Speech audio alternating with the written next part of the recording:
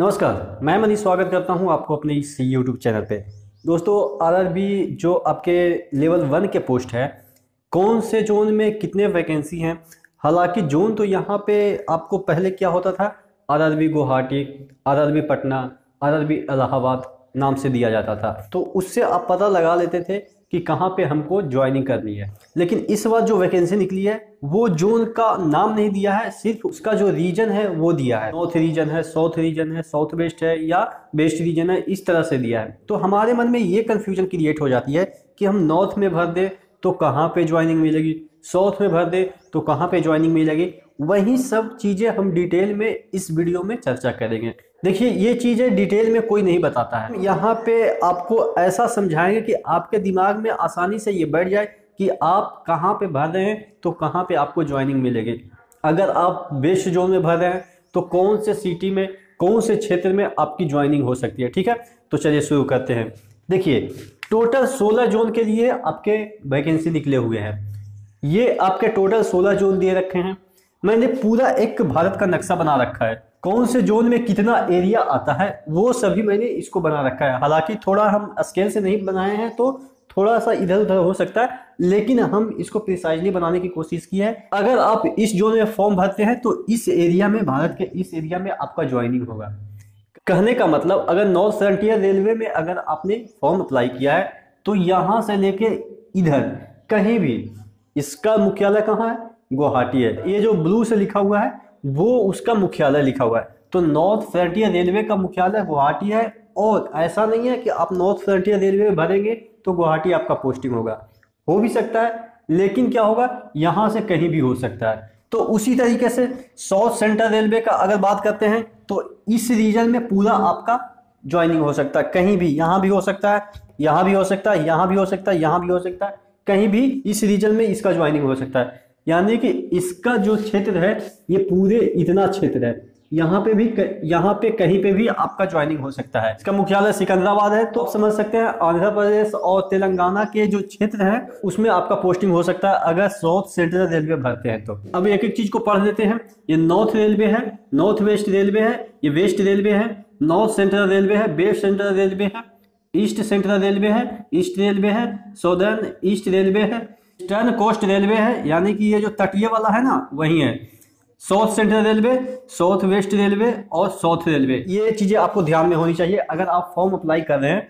तो अगर आप वेस्ट सेंट्रल रेलवे में भर रहे हैं जिसका मुख्यालय जबलपुर है, तो आपको ये जो मध्य प्रदेश का रीजन है उसमें कहीं भी आपको पोस्टिंग मिल सकती है। ठीक है, तो ये चीजें थी कि कहाँ पे आपको पोस्टिंग मिल सकती है अगर कौन सा रीजन भरते हैं, कौन सा जोन भरते हैं। अब बात करते हैं कि कौन से जोन आपको प्रीफर करनी चाहिए। ठीक है, देखिए, बेस्ट जोन क्या है, अगर जिनको जॉब नहीं हुई है, पिछली बार जो 62,000 का वैकेंसी निकली है उसमें रिजल्ट नहीं हुई है, तो उनके लिए बेस्ट जोन क्या होगा, वो पहले जॉब खोजेंगे। तो जॉब सबसे ज़्यादा कहाँ पे अपॉर्चुनिटी है, या आप कह सकते हैं कि थोड़ा बहुत चांसेस कहाँ पे कम है।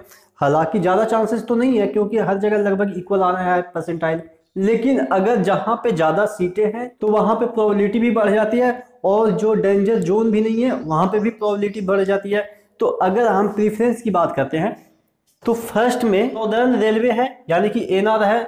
इसका जो वैकेंसी है टोटल 13,153 है। यानी कि अगर आप कहें ये वाला रीजन, दिल्ली वाला रीजन जिसका मुख्यालय दिल्ली है, यहाँ अगर फॉर्म अप्लाई करते हैं तो पूरा जम्मू कश्मीर में आपको मिल सकता है कहीं भी।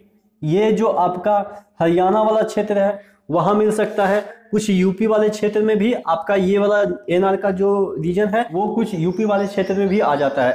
तो ये जो एनआर है वो सबसे टॉप पे है, 13,000 वैकेंसी, तकरीबन 13,153 वैकेंसी है। तो आपको यहाँ से यहाँ तक कहीं भी पोस्टिंग मिल सकती है। पहले होता था जम्मू बोर्ड, तो जम्मू बोर्ड तो इसमें है ही नहीं। तो अगर आपको इधर ही जॉब चाहिए तो आपको सबसे पहले ये प्रेफरेंस देनी होगी। ठीक है, दूसरी सबसे ज्यादा वैकेंसी है ईस्टर्न रेलवे, यानी कि ईस्टर्न रेलवे यहाँ पे कोलकाता वाला रीजन में, वहां पे आपका 10,873 वैकेंसी है। तो अगर आप कोलकाता के रीजन में, सिलीगुड़ी यहाँ पे है, इस तरह से आप यहाँ पे दार्जिलिंग है, पूरे रीजन में कहीं भी आपका जॉब लग सकती है अगर आप ईस्टर्न रेलवे को भरते हैं तो। तीसरे नंबर पे है वेस्ट रेलवे, तीसरे नंबर पे है वेस्टर्न रेलवे। यानी कि वेस्टर्न रेलवे की बात करें तो यहाँ मुंबई वाला, जिसका जो मुख्यालय है मुंबई है, आपको पूरा गुजरात में कहीं भी मिल सकता है। उसके बाद महाराष्ट्र में भी आपको जॉब मिल सकती है, यानी कि अगर आप वेस्टर्न रेलवे भरते हैं जहां की 10,734 वैकेंसी है, तो आपको ये वाला पूरा रीजन में कहीं भी पोस्टिंग मिल सकती है। चौथे पे आता है सदर्न रेलवे, यहाँ पे वैकेंसी है 9,579। तमिलनाडु वाले रीजन में आपके चेन्नई जिसका मुख्यालय है वहां पे वैकेंसी है 9,579 है।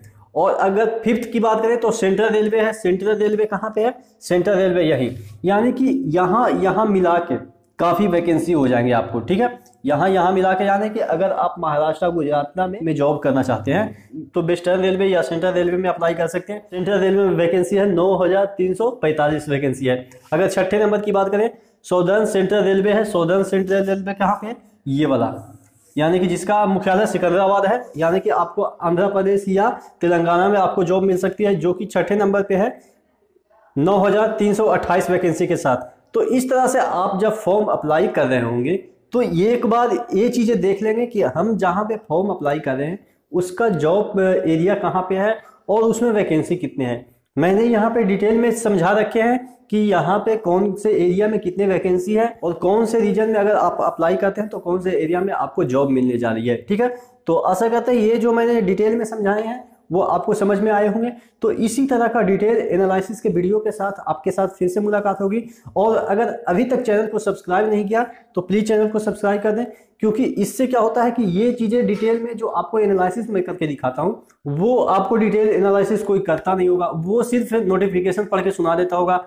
अंदर की चीज़ें क्या है एकदम से उसमें दिख क्या रही है वो आपको समझा नहीं पाता होगा। तो मैंने सोचा कि आपको एक पूरा मैप के थ्रू समझा दे कि कहाँ पे कितना वैकेंसी है और अगर वहाँ पे अप्लाई करते हैं तो कौन से रीजन में आपको जॉब करनी है, ठीक है। तो अगले वीडियो मिलते हैं, तब तक के लिए धन्यवाद। हाँ, इस वीडियो को भी लगभग 1000 शेयर तो जरूर मिलनी चाहिए, क्योंकि मेहनत करके मैंने इतना डायग्राम और उसके बाद ये चीज़ें चार्ट बनाई है, तो मुझे लगता है कि आप इसको जरूर शेयर करेंगे, ठीक है। तो धन्यवाद।